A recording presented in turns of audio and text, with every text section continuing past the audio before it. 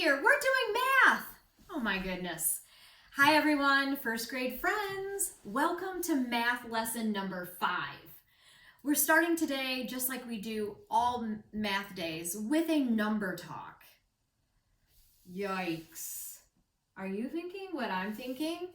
That seems pretty hard. Yeah, we've got double digits up there. What are you going to do to solve that? You first graders moving towards second grade are ready for this kind of number talk. All right, so I've got my friends here today. They have some possible solutions. Knuffle Bunny, what do you think? 51.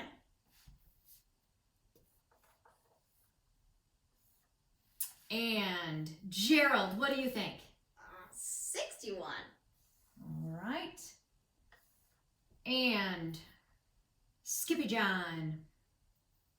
3,724. You know, there's a comedian in every crowd. Jeez. Did you say 3,724? Oh Yeah. my heavens. Thank you for that fun. And finally, Piggy, do you have a reasonable answer? 60. Okay. One of these, one isn't, for sure. One of these is a possible solution. So now we're thinking, what did you do? Did you have a strategy or a process or a tool that you used to help you think? I know for sure, and I can defend a certain number. So, right off the bat, Gerald, what do you think? I can defend 61. Because I did the second grader way, like the number on top of the other number. So you line them up like this. This is what I was saying in our last number talk about how important it is to align the ones and the tens. Is that what you mean? And then I just carried that 1 over the 3. So you Because I added knew. 7 plus 4. And then this is where you carried the 1? Yeah. Because that becomes a 10. Aha. And now the 1 moves over in the tens place because 7 and 4 is 11. And 3, 4, 5. Don't forget the 1 you carried over. 6. 61. Okay, fantastic. Wow. Okay. Piggy, what do you think? I can also defend 61. I added the ones together, the 7 plus 4, and I got 11.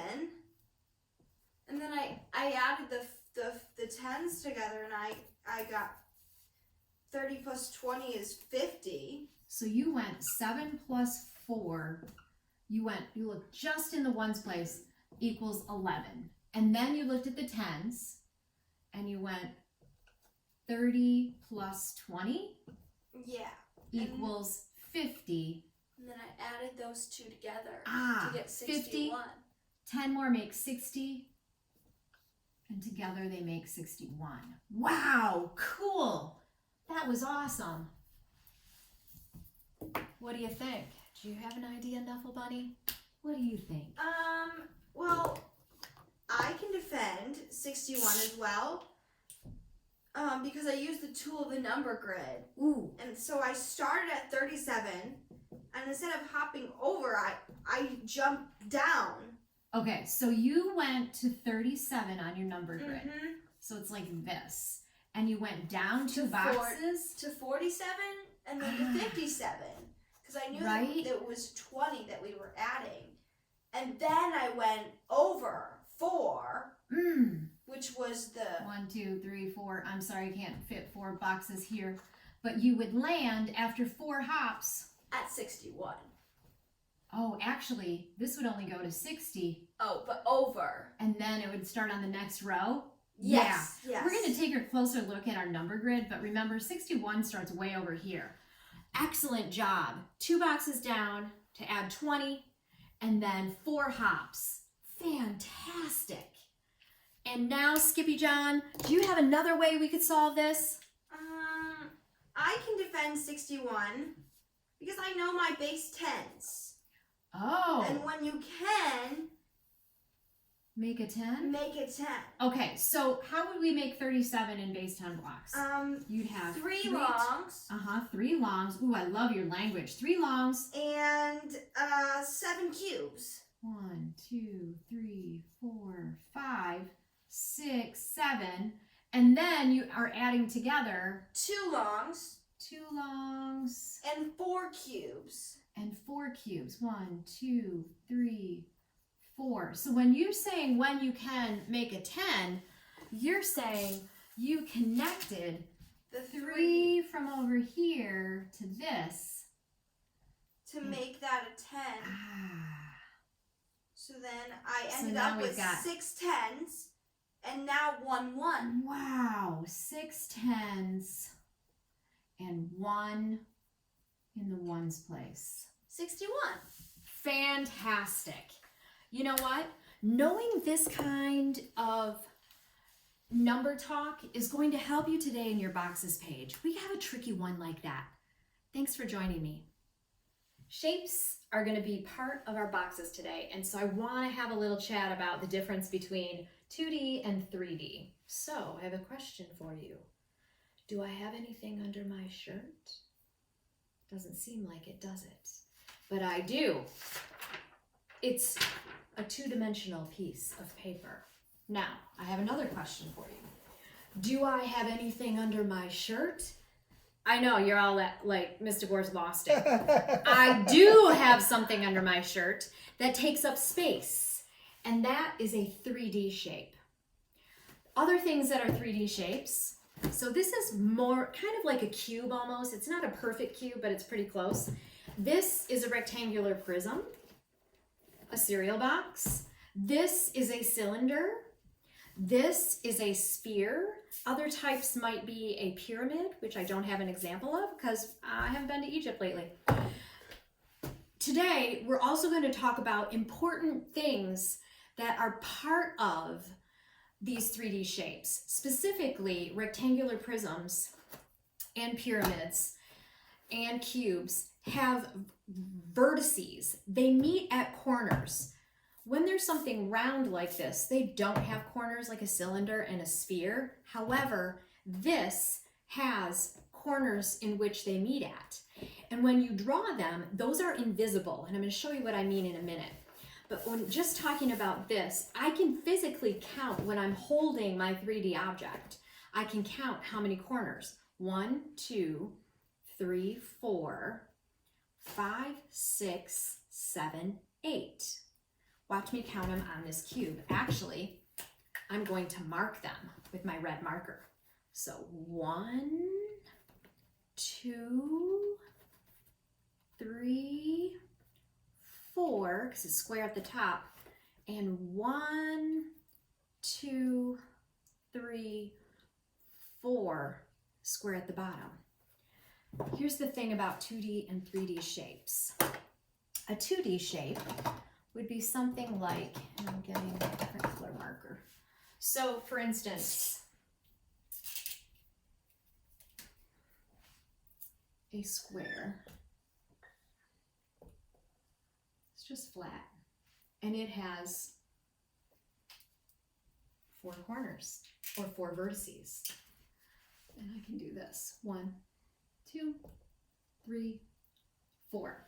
Whereas a 3D object, like this, I'm gonna try my very best to make a cube.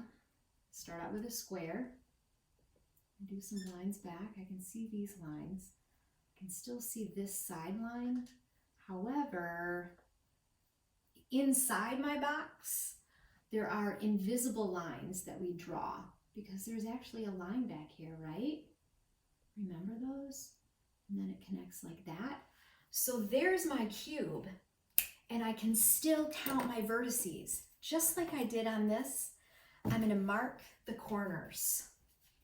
So 1, 2, 3, 4, 5, 6, 7. Oh, and don't forget that invisible one back here. 8. 3D shapes have invisible lines, so you have to be careful to notice all the corners because some might be hiding. We're going to talk about 3D shapes today in our boxes. Here's a review of using base 10 blocks. So remember, our longs are each worth 10 and our cubes are worth 1. So in this, with these blocks right here, this represents the number 6 ones, 1, 2, 3, 4 longs, 4 tens, 46. Here's another one so we can review. If I have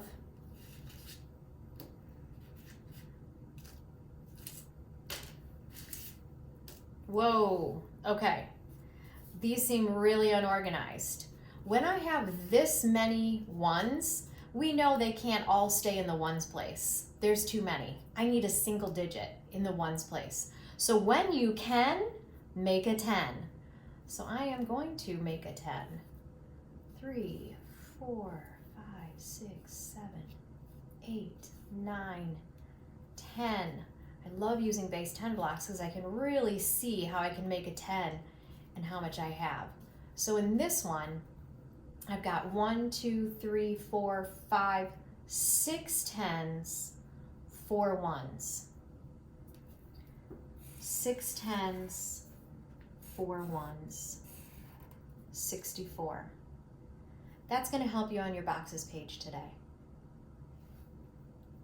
Friends, in lesson 5, we learned about 3D shapes, but I also want to review some of our 1D shape or 2D shapes that are polygons, such as triangles, quadrilaterals, and pentagons.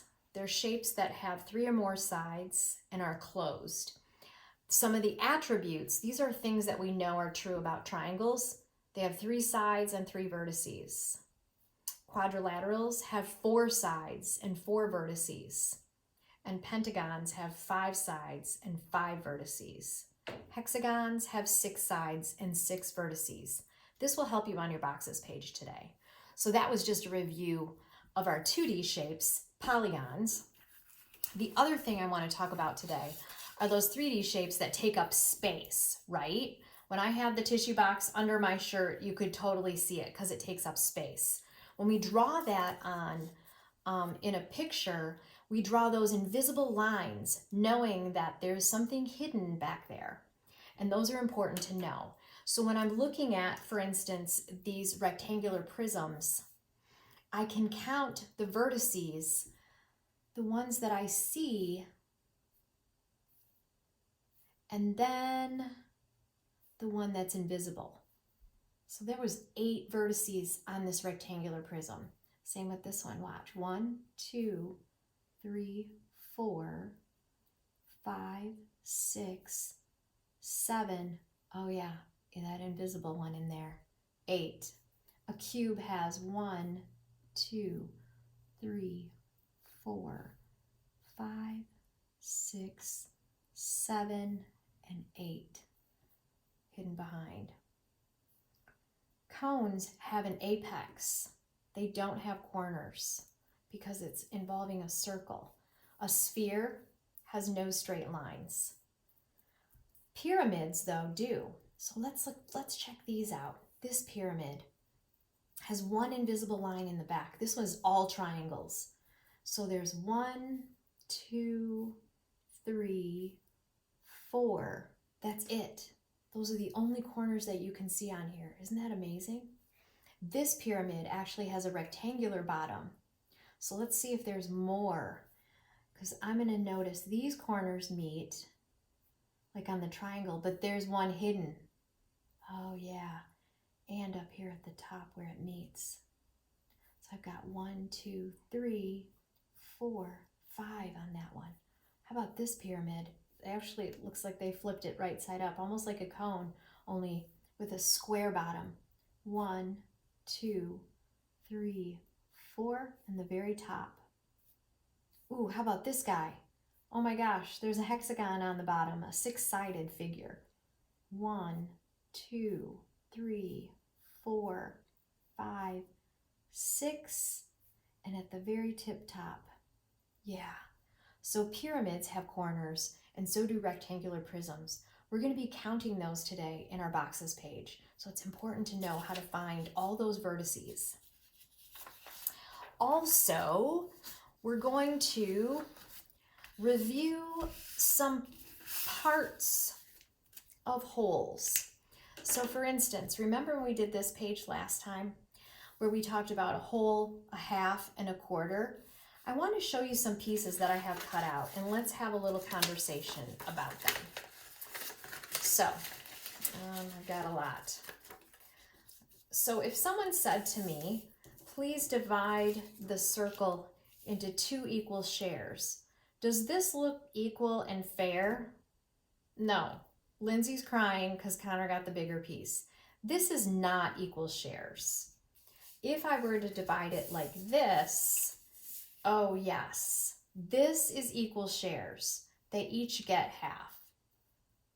Equal shares mean they're both the same size and everyone gets a fair part of it.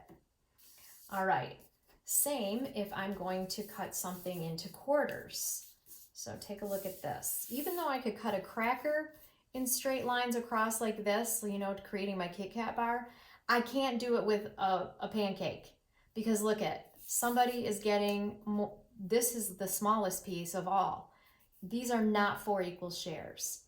If I divide a circle into equal shares, it needs to, each piece needs to be the same size. That's equal shares. All the parts are the same size. Okay, now that we've covered that, we're going to talk about our boxes page. Looks like this today. So, whoa, step 1 is kind of wordy. If a shape is a triangle, what must be true? Circle all of the answers. Sounds like more than one might be true. A, it is a polygon. Rules for polygons are 3 or more sides and closed. Is a triangle closed and have 3 or more sides? Agree. It is a polygon. If a shape is a triangle, what must be true? It is orange. Do all triangles have to be orange? No, some might be blue or purple or green or who knows what. No, that doesn't have to be true. It has 3 sides. Yes, 1, 2, 3. That is true. It's a true attribute. It's always true. It has 5 vertices or corners. 1, 2, 3. No, triangles only have 3. So that is not true either. Speaking of vertices, how many vertices, corners, does a pyramid have? I'm going to use my red pen to mark them out. This top part, and then 1, 2, 3, 4. Oh, that invisible one. 5. How many vertices or corners does a pyramid have? 5 vertices. Yeah, you could draw the dots on to count them. That helps me. Number 3, divide the circle into 4 equal shares. Okay, remember, equal shares means all the pieces have to be the same size, so no one cries. Oh yeah, okay, that's pretty good, right? Write one name for a share. So if I was going to have just this one piece, I could call it a quarter. And if that's tricky to spell, you could always write 1 of 4 pieces. That's the way to write it as a fraction. Number 4, write the numbers. Okay, I've got some longs and cubes here. Okay, looks like I've got 1, 2, 3, 4, 5, 6, 7, 8 cubes. Okay, good. I was counting to see if, can I make a 10? No, there's only 8 over here. I'm going to count my cubes. 1, 2, 3, 4, 5, 6, 7, 8 ones. And 1, 2, 3, 4, 5, 6 tens or 6 longs. 68. This one looks like a lot of cubes, and I'm remembering the rule. When you can, did you say make a 10? Because I see this, 2, 4, 6, 8, 10, and I know I can make a 10. So I only have 2 ones left over And I could make 3 10s. 3 10s, 2 1s, 32. Number 5. Whoa! Use base 10 blocks to add 56 plus 55. I'm going to draw them out. I'm going to draw 56. There's 1, 2, 3, 4, 5 longs, and 1, 2, 3, 4, 5, 6 cubes. And then 55, okay, I'm gonna make 1, 2, 3, 4, 5 longs again, and 5 cubes. 1, 2, 3, 4, 5. Whoa, that's a lot. Wait, even if I just count up my 10s together, 10, 20, 30, 40, 50, 60, 70, 80, 90, 100. Whoa. I already have 100. I'm going to keep track of it by writing it down. And I've got, oh, a lot of cubes, 5 and 6. I can make a 10, right? If I take these 4 with that equals 10. And then I have just 1. Oh, so I do have a 10. So it's almost like saying 100 plus 10 plus 1. Oh my gosh, how silly. Look at it. It's 111. Amazing. 111. Why might you add the 10s first? Well, it might have helped me knowing that I was going to have to make 100, so I did kind of count my 10s up first, didn't I? I don't always have to. Many times you'll see me, I counted the 1s up here. It just depends. Why might you add the 10s first? To make 100 is why I kind of did. But you can decide. You might go 5 plus 5 is 10 like this, like we did in our number talk.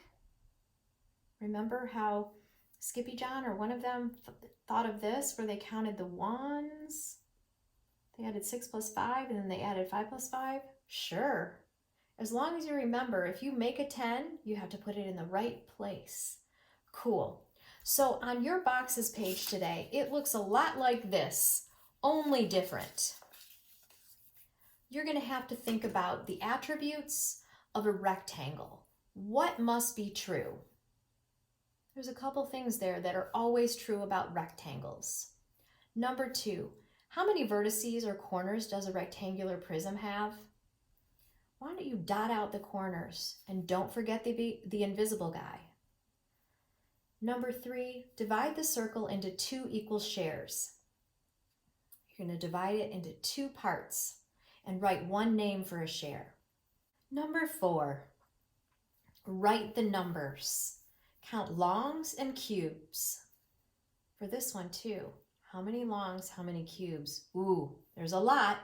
Be careful. For number 5, you can draw base 10 blocks to add, or any way that you might want to try it. And maybe you'll add the 10s first. You get to decide as you solve. Today's Math Boxes page is 191.